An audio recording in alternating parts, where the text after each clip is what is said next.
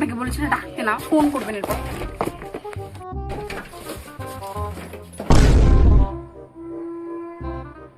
আবার একটা পার্সেল। আজকে কত টাকা দামের পার্সেল নিয়েছিস তুই?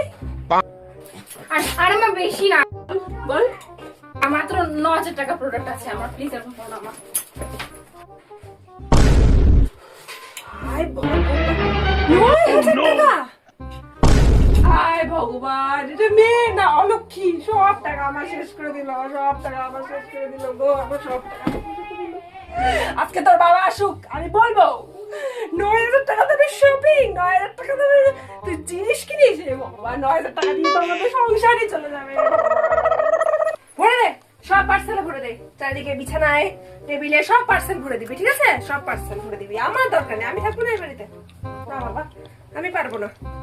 ভরে দে, সব ভরে দে, ভরে দে। আজকে বাবা আসুক, আমি বলবো বাবাকে সব পার্সেল, ঘরের মধ্যে জিনিস আনবে না, পার্সেল আনবে। মা প্লিজ বলো না বাবাকে, প্লিজ বলো না, কিছু হবে না। আরে আমার ইনকাম থেকে আমি এনেছি, আমার টাকা দিয়ে এনেছি, মা কিছু করো না।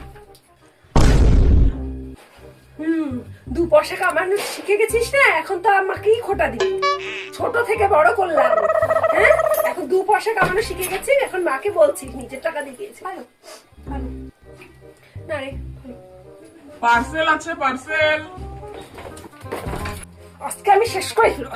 না না না,